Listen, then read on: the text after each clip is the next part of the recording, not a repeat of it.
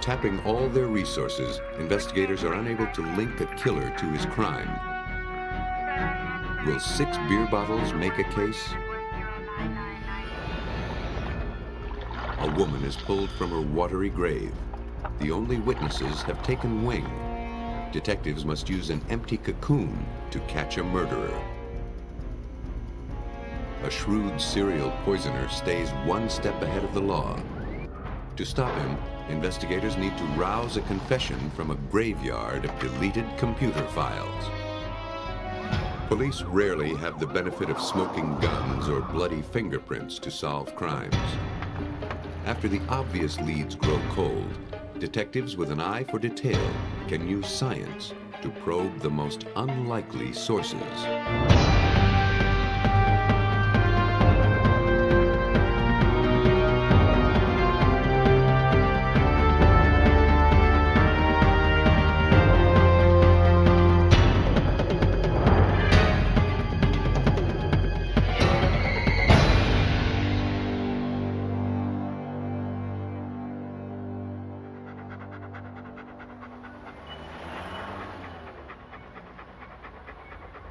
November 1996, Friday the 13th.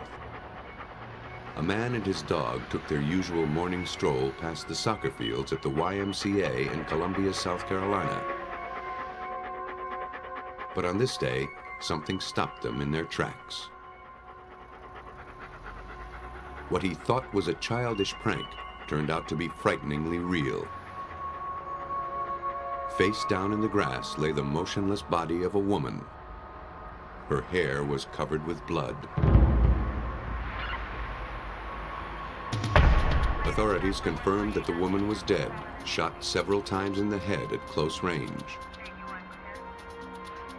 Using her body temperature as a gauge, they estimated that she had died just hours before, sometime between 3 and 4 that morning.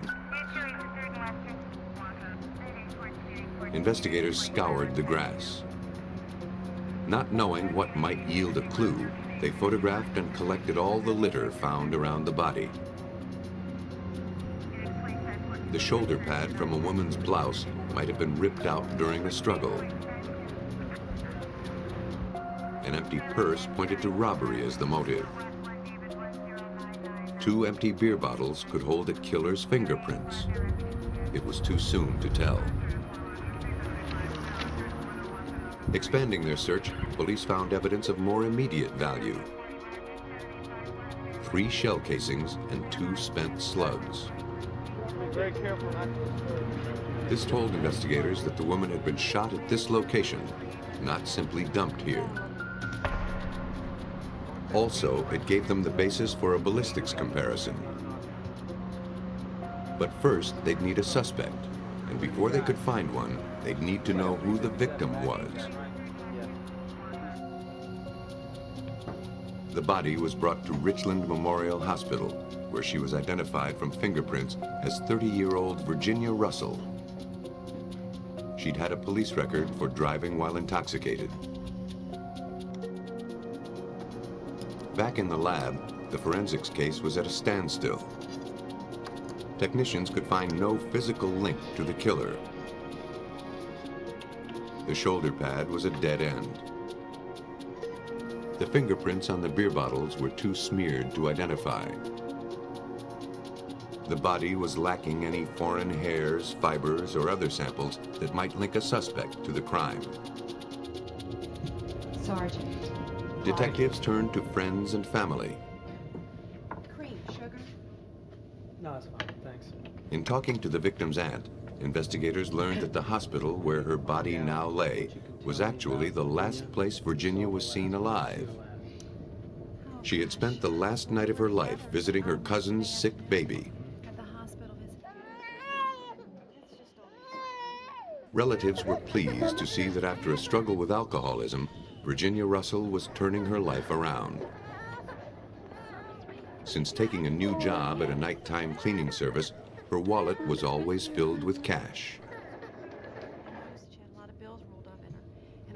This made detectives speculate about robbery as a motive. Do you recall how much money? No wallet had yet been found, What, They probed for more information. nervous or upset about anything last night?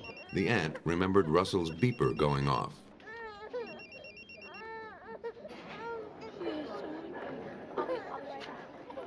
When Russell returned the page, she was overheard taking directions to an address in the neighborhood of Olympia. But Russell wasn't heading out to clean an office. Nor was that the line of work that paid her bills. As another family member conceded to police, Virginia Russell was a call girl working for an escort service. The job put her in the company of any number of shadowy characters, most of whom concealed their identities.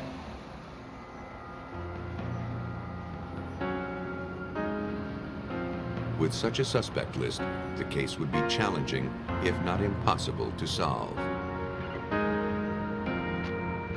But police caught a break.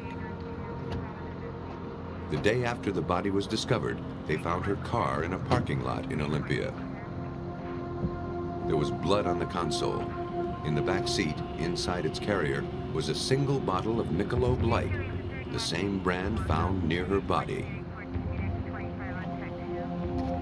The car was towed to the police lab, where technicians searched for fingerprints, hair, and fiber. They found nothing. They took blood samples from the dashboard. It matched the victim's blood type.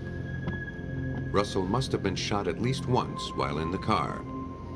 Detectives had come a step closer to piecing together the actual crime, but they were nowhere in their manhunt. When Sergeant Andrew Caldwell of the Richland County Sheriff's Office learned about the murder, he suspected that it wasn't an isolated incident. He was puzzling over a rape case at the time and wondered if the same brutal individual could be responsible for both crimes. His theory was based on more than a hunch. One of the major similarities were both were employed by escort services as call girls, as well as the location of Virginia Russell's car. Virginia Russell's vehicle was found within eyesight of the apartment where the sexual assault had occurred earlier. If Caldwell could solve the rape case, he might catch a killer in the process. On the evening of November 10th, 3 days before Virginia Russell's death, a 20-year-old call girl was dropped off in Olympia by a driver from the service. She was to meet a man who said his name was Daniel Davis. The man attacked her almost immediately. If she wanted to live, he told her, she'd have to comply with his every whim.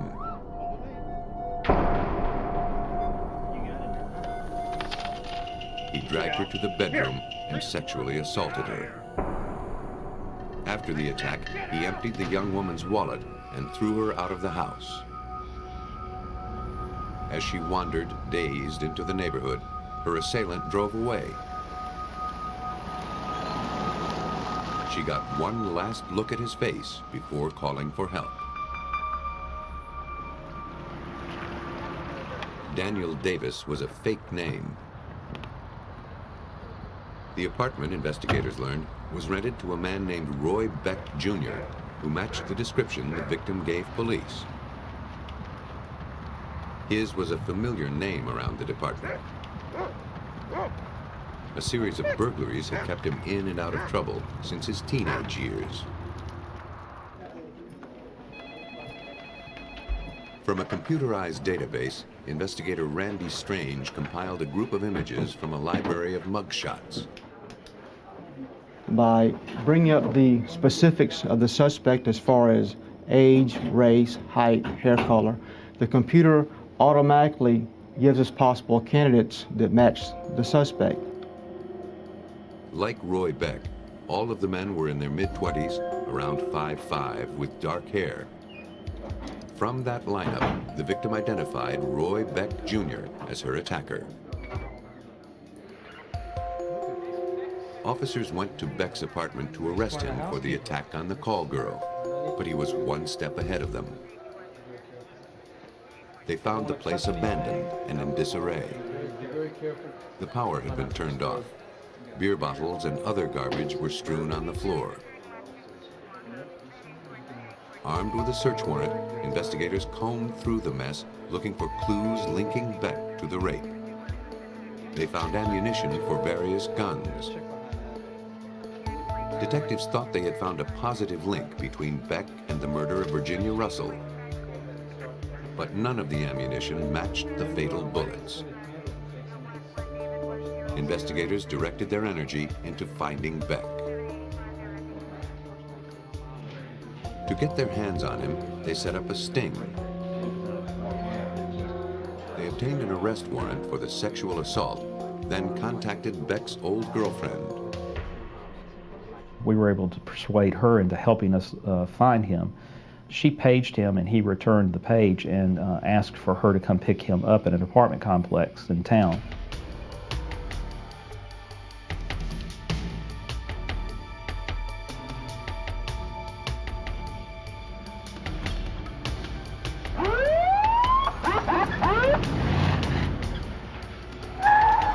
When Beck emerged from his hideout to meet her, he was arrested and brought to the station for questioning.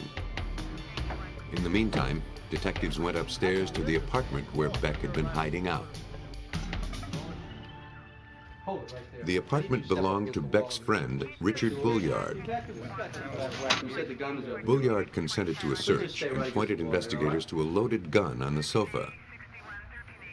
That wasn't the only weapon they found. We were able to locate a large Rambo-style hunting knife, which was described by our rape victim and used in that crime, as well as a phone book in Beck's room that he was using with various escort services underlined and highlighted. The gun, knife, and a pair of boots were collected and brought to the lab, where the first solid links to Virginia Russell's murder were forged. Ballistics proved that the gun found in Bulliard's apartment was used to kill Russell. The boots had blood on them, consistent with the victim's type. With the evidence mounting against him, it seemed impossible that Beck could dodge a murder conviction. But he did his best to wriggle out of it by laying the blame on his friend, Richard Bulliard. The gun was in fact registered to Bulliard, and, Beck argued, the boots belonged to him too. Investigators couldn't deny that all the evidence was found in Bulliard's, not Beck's, apartment. Investigators were at an impasse. The rape victim's testimony had established Beck's violent pattern of call girl solicitation and robbery, but that evidence was circumstantial at best. Without tangible clues, investigators had no way of proving beyond reasonable doubt that Beck had ever been with Russell or that he, and not Bulliard, had fired the gun. With the case crumbling before their eyes, detectives had to gamble on a long shot.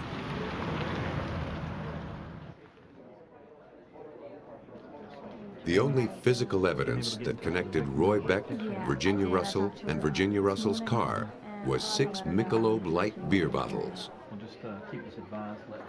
Investigators had found 2 empty bottles next to the body, 3 empty bottles in Roy Beck's abandoned apartment, and 1 unopened bottle in the victim's car.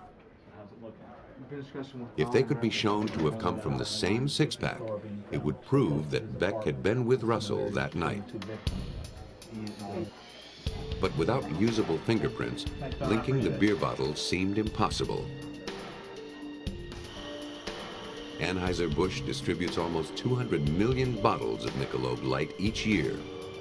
Finding a connection between the 6 bottles seemed remote.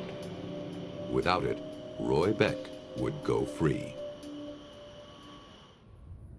To tie a murderer to his crime, detectives in South Carolina had the improbable task of proving that 6 bottles of beer came from the same six-pack.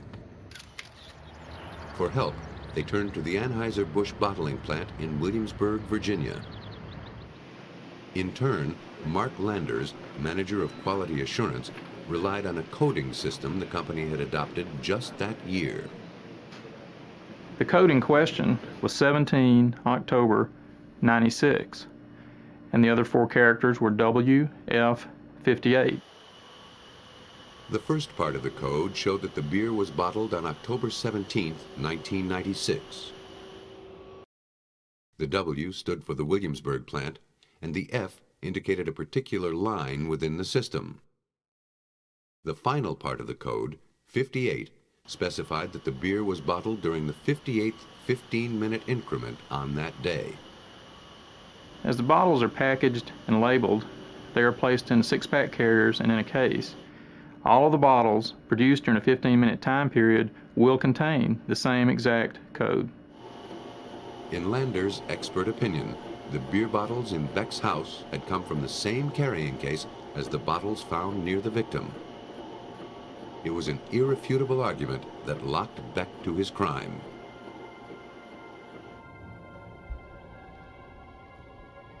Sought as a last-ditch effort, the beer bottles enabled detectives to piece together Virginia Russell's final hours with Beck.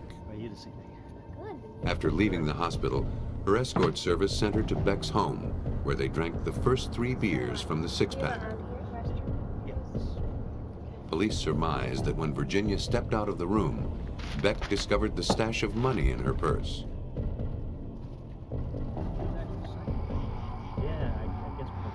Police theorized that they grabbed the beer and drove to a soccer field where they drank the 4th and 5th bottles. At some point, Beck decided that robbing his victim wasn't enough. He wanted to kill her.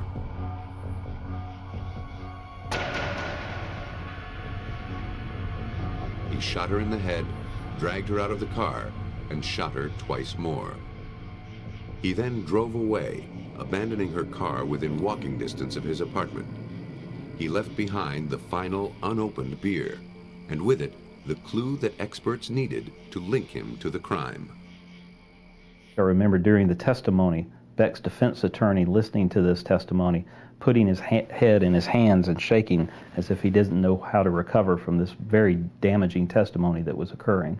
And it was at that point I really felt good about the case and knew that we had Beck and he would probably be convicted. By paying strict attention to the most banal of clues, detectives made sure that Beck would pay for his crime. He was sentenced to life in prison. Sometimes it's not the evidence that's so improbable, but rather the unlikely way in which it's found. In western Michigan, the cool, brisk current of the Muskegon River is a popular summer attraction for canoers, fishermen, and inner tubers. But in June of 1989, its peaceful waters divulged a violent secret.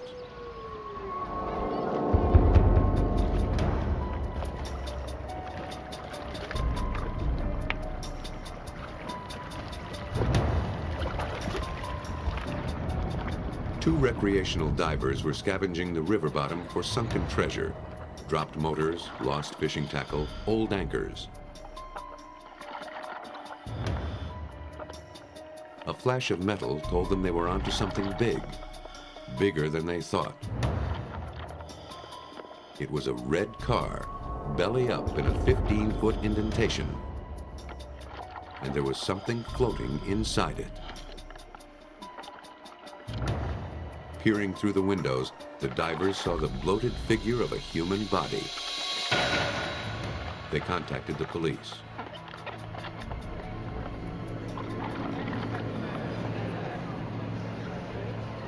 As the car was removed from the water, authorities and spectators could only wonder at the identity of the body inside, how the car had gotten into the water, and for how long the river had concealed this dismal grave.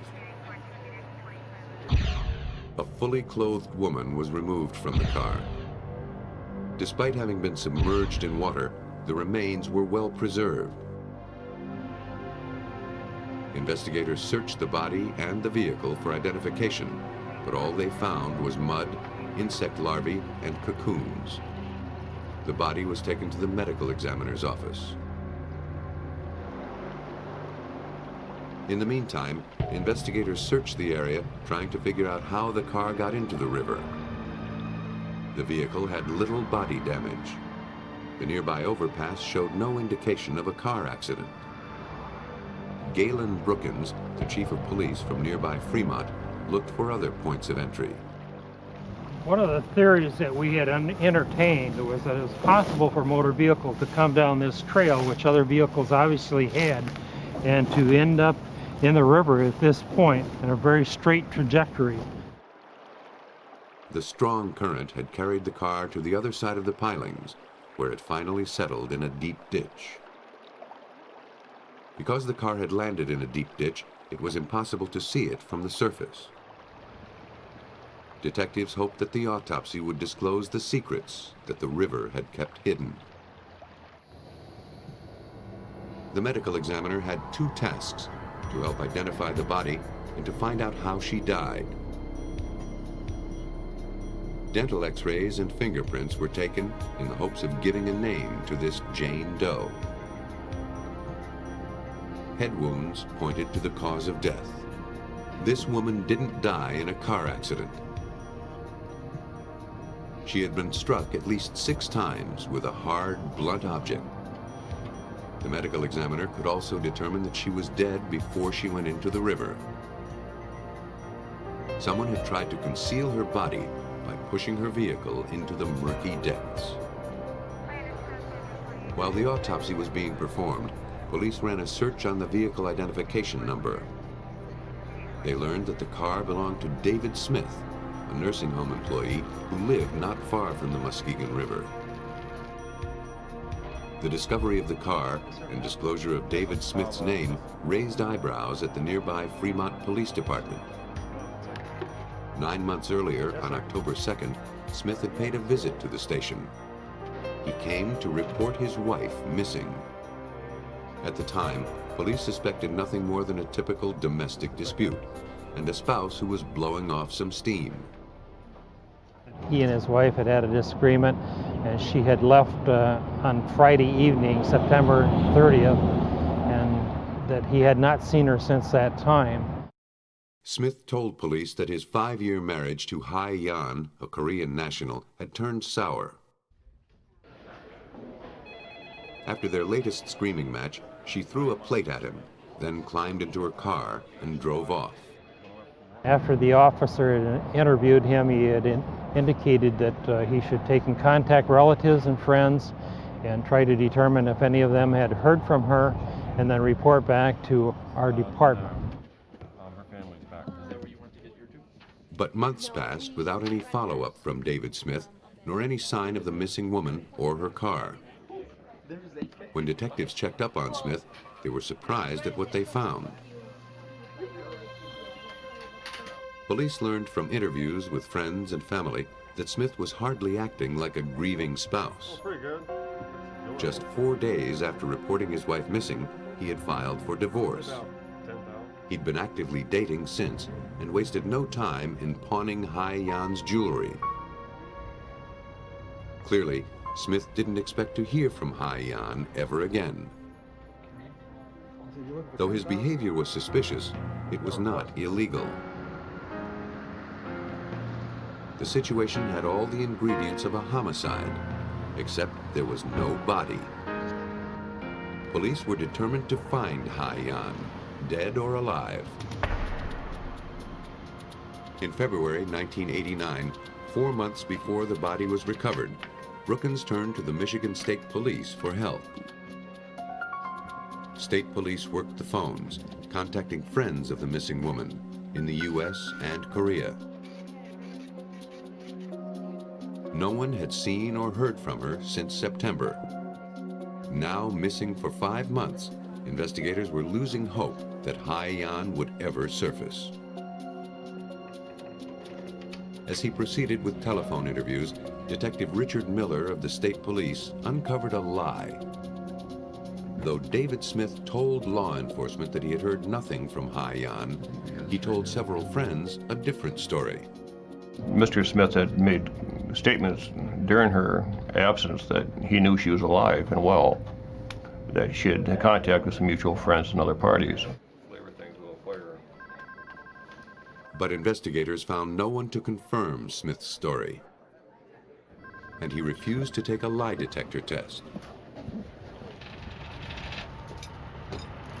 Then, 5 months later, on the night of June 23rd, the suspect's car was pulled from the Muskegon River with a dead woman in it.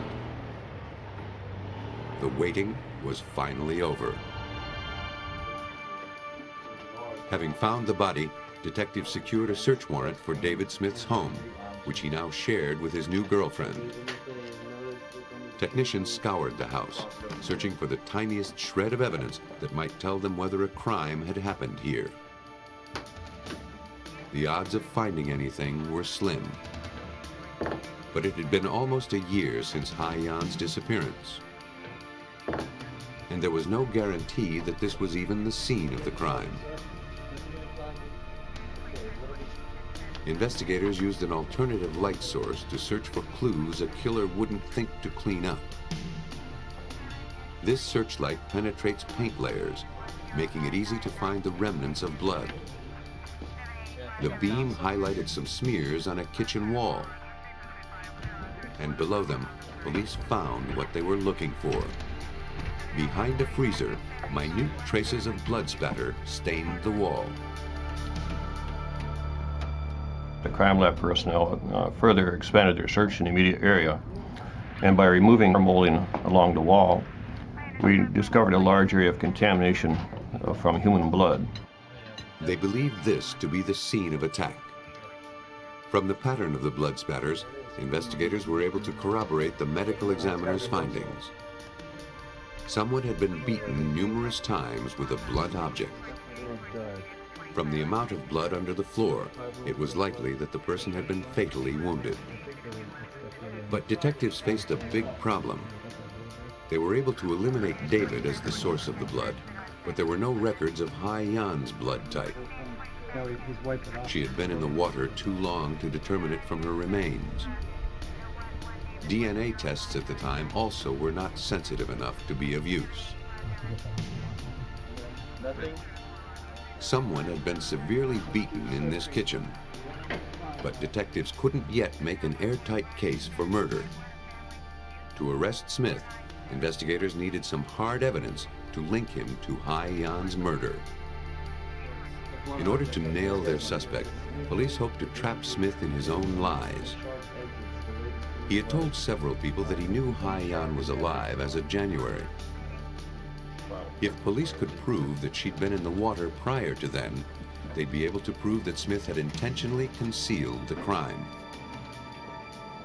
But they had a major obstacle to overcome. We were able to show cause and manner of death, but we were not able to determine by her state of preservation exactly when she died. Miller had an idea.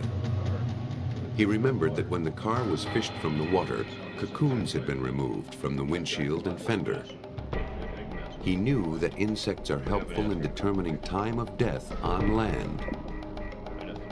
Could they do the same in the water? In order to tie David Smith to his wife's death, detectives in western Michigan needed to determine how long her body had been in the river. Their only clue was a cocoon. Police turned to forensic entomologist Richard Merritt to see if he could learn anything from this unlikely witness. Well, when I received the specimens from Detective Miller, I saw that they were black flies. And black flies are a group that I've been working on for the past 20 years. So I knew right away that there was something there that I could identify and probably give some more information that they didn't have on the case. Merritt would rely on his knowledge of the black fly's life cycle to calculate when the car hit the water. Like all insects, the black fly goes through 4 life stages. The first stage is the egg. Black flies in the Muskegon River hatch in November or December, then turn into worm-like larvae. The larval black flies remain in that stage and grow during the winter in the river on any substrates that they can attach to. Could be leaves, could be rocks, or in this case it was a car. In April or May, the larvae enter the pupal stage. They build cocoons around themselves and remain dormant until late May or early June, when they emerge as adult flies to start the life cycle over again. The presence of cocoons on Haiyan's car told Merritt that the vehicle had to have entered the water no later than November. For that particular species to be found on the car in late June as it was, the immature stage had to occur for the entire winter on the car in the river. Otherwise, you would not have had that particular species. Merritt's findings proved to Detective Miller that David Smith had completely fabricated the stories about his wife's whereabouts since her disappearance. He'd said she was seen in January. The cocoons said she'd been in the water since November. Mr. Smith had told co-workers and others that he knew his wife was alive and that she had contact with various people across the nation. Dr. Merritt's studies of the black fly larva and the various stages we found on the vehicle proved positively that was simply not true, that she was immersed within the waters of the Muskegon River. The insects proved that Smith was lying, no doubt to cover his tracks. And apparently, his weren't the only set. When news of the murder investigation came out, a co-worker told police that a month before Haiyan's disappearance, David had been trying to find a hitman. Police subpoenaed Smith's phone records. In September, there was an unusually high number of calls to two numbers in Pittsburgh. One was the dry cleaning plant where his father worked. The other was traced to the home of one of the father's co-workers, Kenny Lamont Latimer.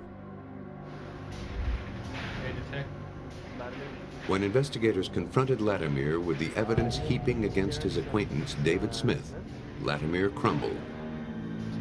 He told police that Smith had offered him $5,000 to kill his wife. By the time he'd hired Latimer, Smith's marriage was a wreck. But he was already paying alimony to a first wife and didn't want another liability. He hired Latimer to kill the victim with a dose of bad heroin.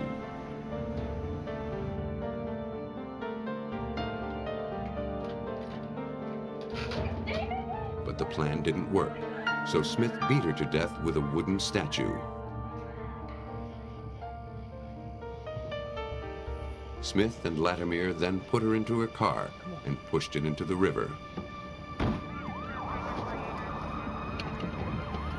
Thanks to the unlikely testimony of a vacant cocoon, Smith was arrested in December of 1989. A jury found him guilty of murder and sentenced him to 15 to 20 years in prison. For their parts in the murder and conspiracy, Kenny Lamont Latimer received 20 to 60 years, and Smith's father got 3.5 to 5.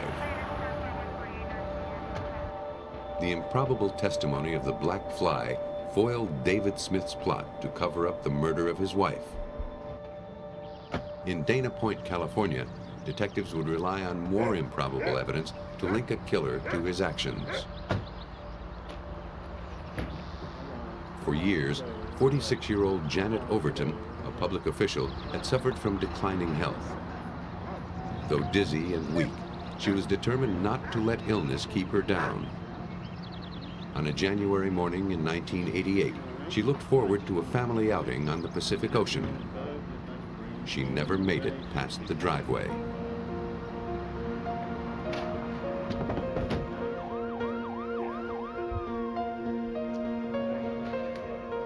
Janet's husband, Richard, summoned paramedics. But Janet was beyond help.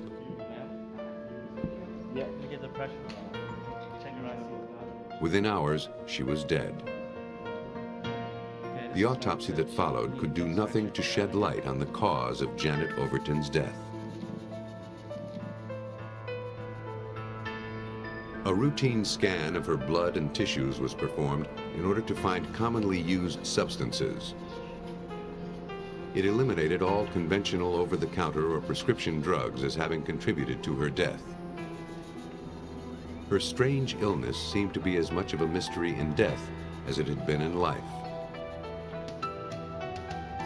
For 4 years, Overton suffered from weight loss, stomach aches, tingling in her fingers, and a rust-colored rash.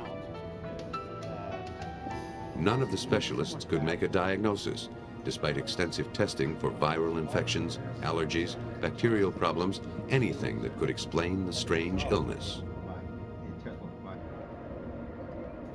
Toxicologist Paul Sedgwick was called in. They were completely baffled. They checked right and left. There are stacks of records a couple feet high, and from whatever I can see, they never did find a specific cause for any of the symptoms that they found. All they knew was that Janet Overton had been ravaged from the inside out. After her death, blood and tissue samples were put into storage at the coroner's office. The body was cremated. Her death might have remained a medical curiosity, but then a tip phoned in to Lieutenant Tim Carney of the Orange County Sheriff's Department turned it into a homicide investigation. 6 months after Janet Overton's demise, Richard Overton's first wife, Dorothy, told officers to take a good look at her ex-husband's past. Her daughter had made an odd discovery while visiting Overton's home. While going through some of Richard's things, she found a syringe, rubber gloves, and a tube of mascara. She reported them to her mother, who contacted the police. Carney dug through 20 years of records to uncover the Overton's family secret. Dorothy Boyer told us that after her divorce from her husband around 1967, that there was a series of years where she suspected her husband had been poisoning her. Like the second Mrs. Overton, Dorothy's health declined between 1967 and 1973. She would become violently ill without explanation. She was dizzy. Her mouth tasted of metal. One day, she noticed a strong sulfuric smell coming from her shampoo. The same odor emanated from some of her food. She began to suspect that Richard, who had access to her house even after their divorce, was trying to kill her. To find out for sure, she laid a trap.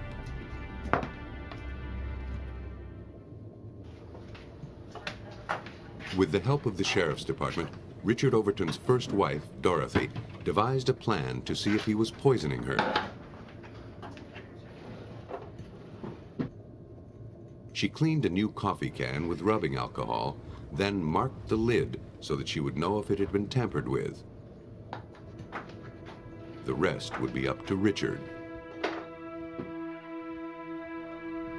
After 3 days, she discovered that someone had opened the lid.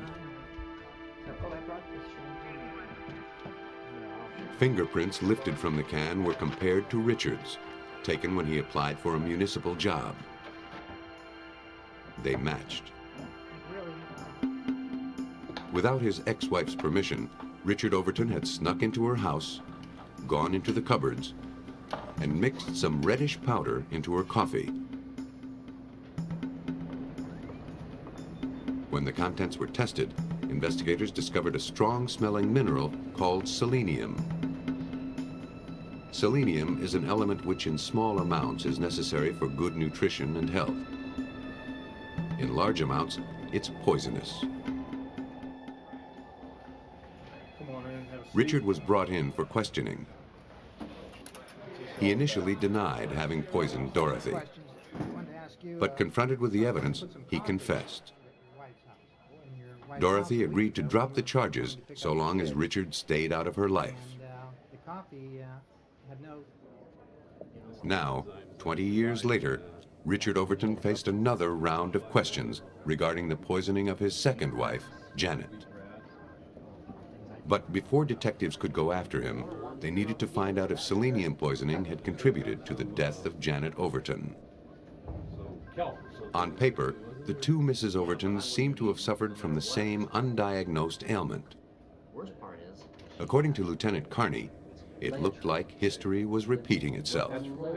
What we looked at was comparing Dorothy Boyer's 1970, late 60s, early 70s medical history from doctors along with Janet Overton's medical history in the 1980s. And what we saw was almost a mirror copy of symptomology of classic heavy metal poisoning. Dorothy Boyer, and now police, wondered if the mascara Richard's daughter found in his home contained selenium. In one simple test for selenium, the questioned sample is dissolved in a test tube. Hydrochloric acid and other chemicals are added. If the solution turns red, that indicates that selenium is present. Tests on the mascara showed it contained selenium. Detectives contacted the mascara manufacturer. Selenium, they learned, is not an ingredient in any of their cosmetics. If it was found in the product, it had to have been added after it was purchased.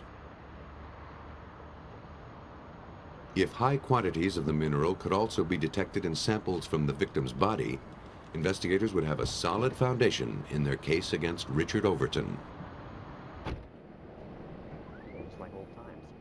To investigators' dismay, no abnormal amount of selenium was found in any of the victim's tissue samples.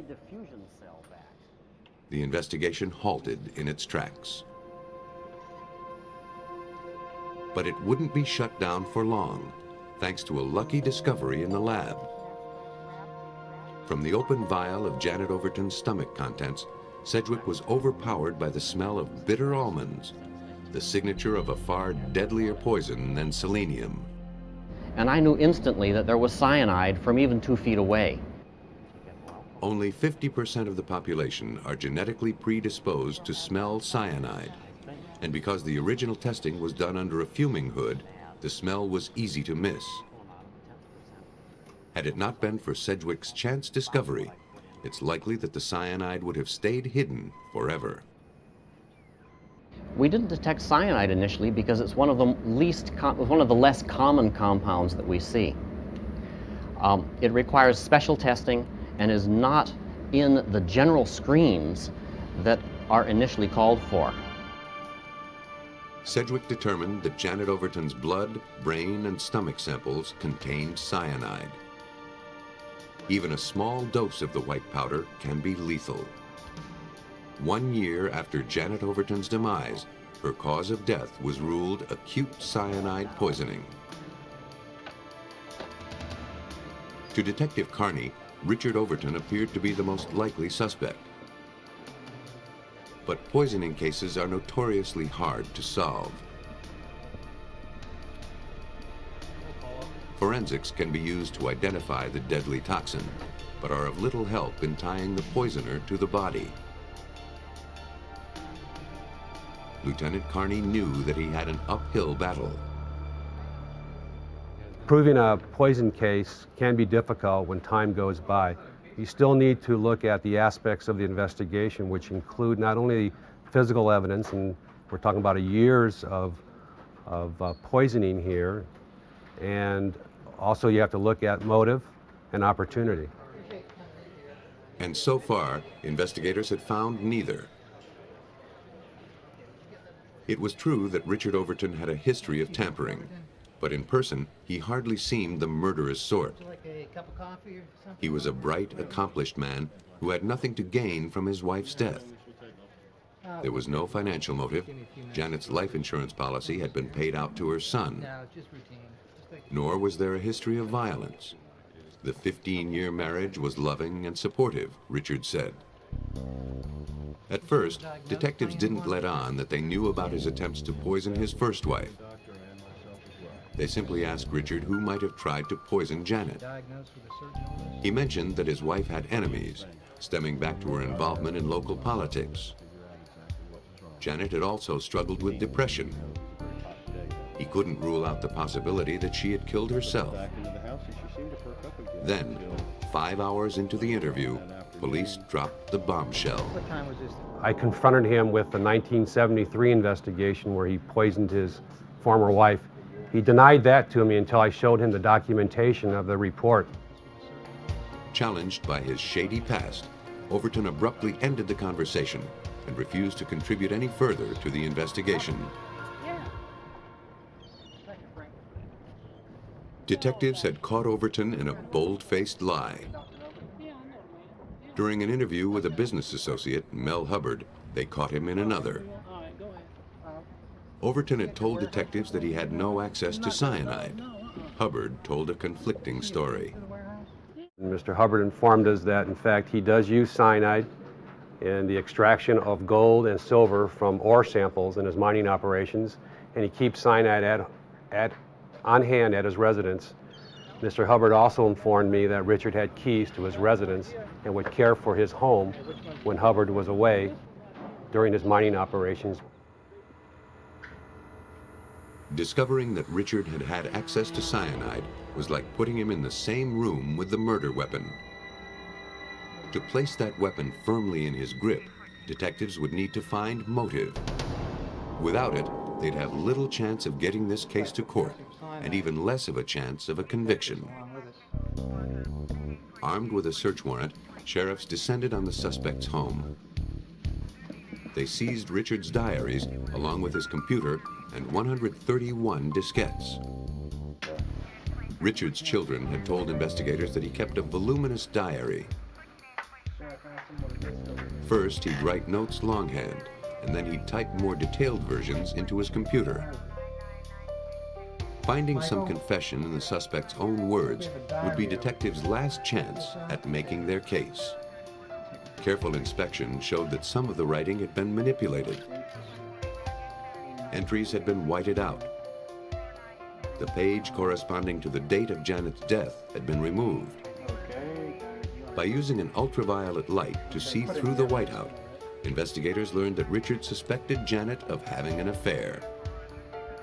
There was the possible motive, but investigators needed more to prove it. Detectives hoped to find answers in Richard's computer files. They spent hours scouring the hard drive and opening diskette after diskette, but they came up empty-handed. It seemed that Richard had erased or written over almost all of his electronic diary. But then, detectives noticed something strange. At the bottom of one of the documents were a few jumbled lines of text. And in the text were phrases that suggested diary entries. Perhaps the data wasn't gone after all. But how to retrieve it from the computer? Detectives in Orange County, California, believed that Richard Overton's computer would tie him to the poisoning death of his wife, Janet. But Overton had erased his hard drive and diskettes. Does this allow us to print? Data retrieval experts were called in to launch the first forensic computer probe in Orange County history. Though Overton had cleansed files, computer experts like William Riddle knew that there was a good chance the information was still on the computer. What most people don't know is that once you delete a file off a computer or a disk, and the information that was in the file actually are still there on the computer. It's just that the computer has turned a small flag or a character and has told the table of contents section of the computer that this space is now available for storage. So something can be overwritten in this space. Inside a computer, media is stored in files as magnetic information. Sometimes that information overlaps. The process is like typing and retyping over the same sheet of paper. Riddle began his work by copying all of Overton's computer files. This way, he wouldn't risk losing the data for good during his investigation. He installed a specialized computer program on their systems, then set about the grueling process of opening files one at a time. The program removes layers of text, leaving behind bits and pieces of documents that were once stored there. It took hundreds of hours to expose the raw, unformatted tangle of text, but that was only the beginning. Using the handwritten diary as a reference, technicians then sorted through the files, piecing together Richard Overton's diary word by word. From the jumble, technicians were finally able to reassemble Richard Overton's secret diary, and with it, his intention to kill his wife. The recovery of Overton's damning words would prove to be a turning point in the case. Though the suspect had proclaimed that he and the victim had a loving marriage, his own words, pulled from electronic oblivion, would prove otherwise. In fact, there was a point in the discs where Richard Overton stated that his love-hate relationship for his wife had turned purely to hate, and that something was going to happen very soon.